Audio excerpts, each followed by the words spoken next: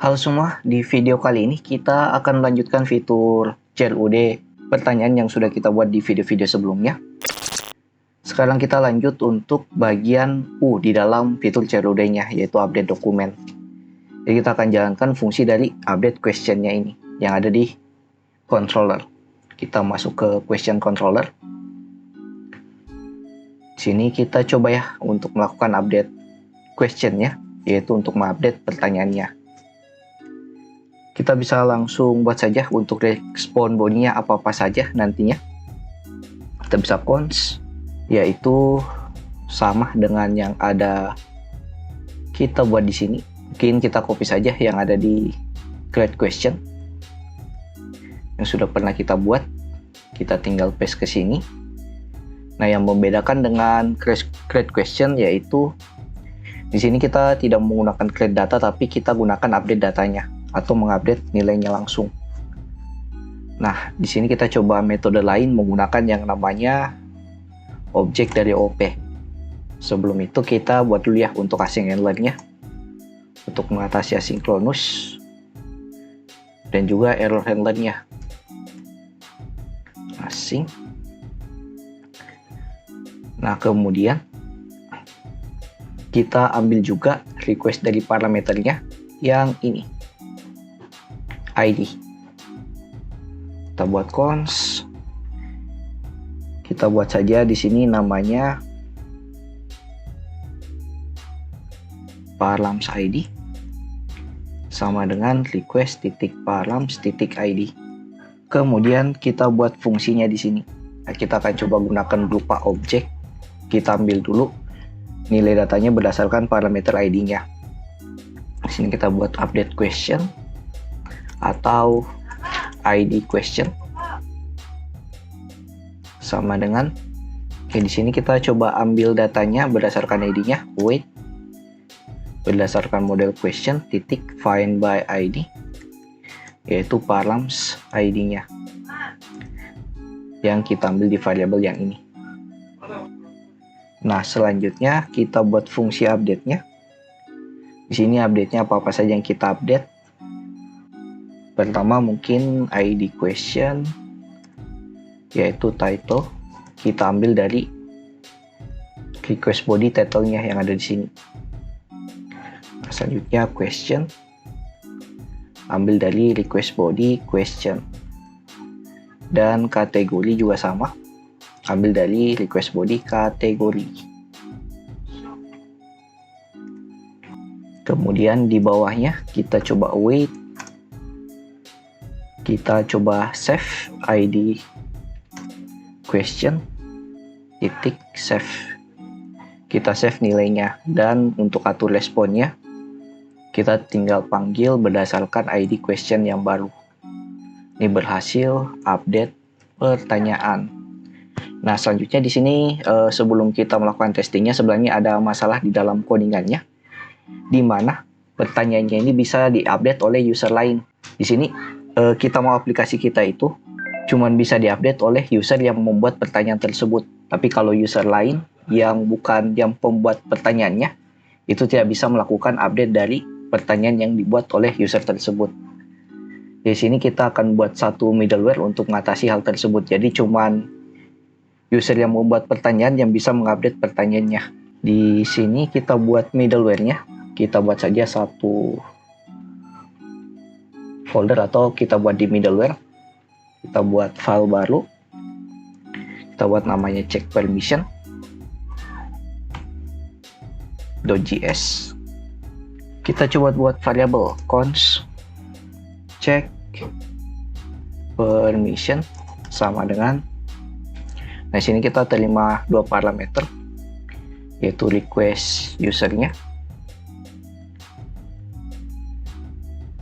dan resource user ID-nya. Kita kasih panah di sini berupa arrow function. Kemudian di dalamnya kita tinggal buat kondisi jika request usernya titik role. Nah, ini untuk melakukan update-nya, mungkin yang root admin juga bisa melakukan update dari pertanyaan user tersebut. Maka kita bisa langsung return saja. Dan bisa juga buat kondisi satu lagi, jika request user berdasarkan user ID sama dengan resource user ID berdasarkan parameternya ini, kita ubah dia jadi tipe data string. Kemudian kita return. Nah, ini jika kondisinya sudah bernilai benar semua. Tapi jika salah, kita bisa throw new error dengan message-nya, yaitu di sini Anda tidak bisa melakukan update atau delete pertanyaan user lain. Nah, seperti ini ya untuk errornya. Kita lempar sebuah error, yaitu Anda tidak bisa melakukan update dan delete dari pertanyaan user lain. Kita throw new errornya. Nah, kemudian kita tinggal export fungsinya ini. Export. Dan kita tinggal gunakan di question controllernya. Kita tinggal import, yaitu check permission. Dan kita tinggal gunakan di fungsi update kita di sini. Kita masukkan setelah pembuatan objeknya. Check permission berdasarkan request user dan juga review ID question. Resource ID-nya berarti dari ID question, yaitu user ID. Nah, seperti yang kita buat di dalam modelnya yang ini di sini, yaitu user ID. Kemudian kita coba lakukan testing. Pertama-tama kita jalankan aplikasinya seperti biasa. npm run dev.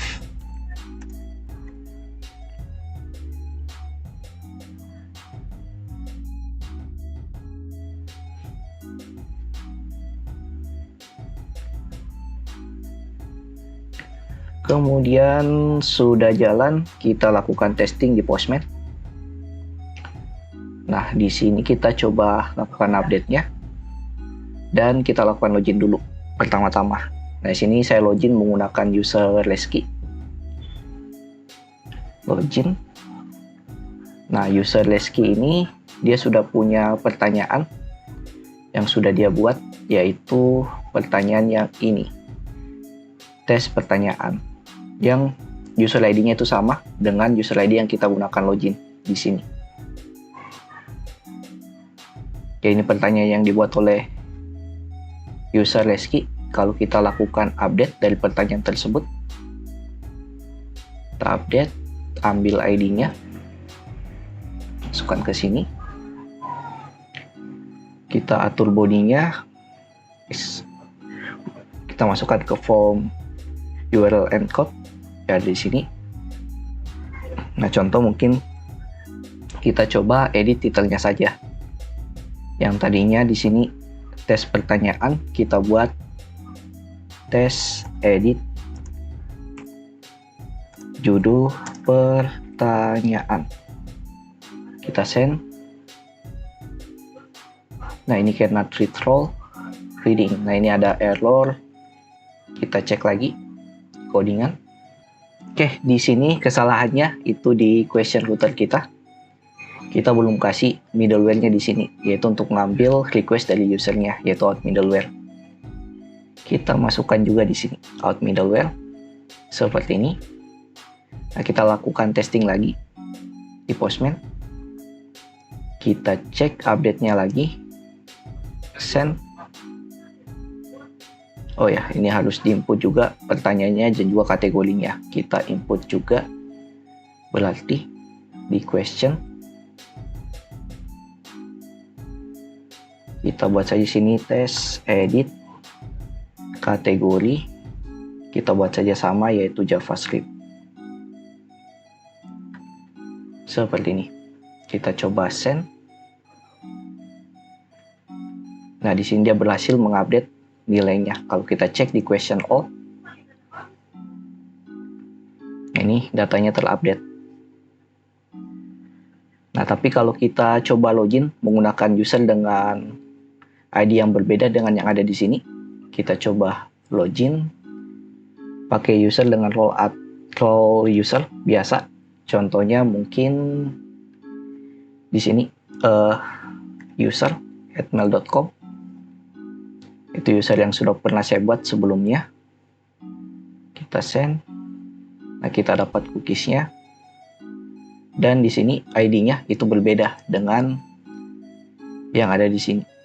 Nah, kalau kita lakukan update nilai, tapi dengan user yang berbeda, kita send. Nah, di sini dia akan tampil message-nya. Anda tidak bisa melakukan update atau delete di pertanyaan user lain. Seperti ini. Karena di sini usernya berbeda dengan user yang melakukan pembuatan dari pertanyaannya.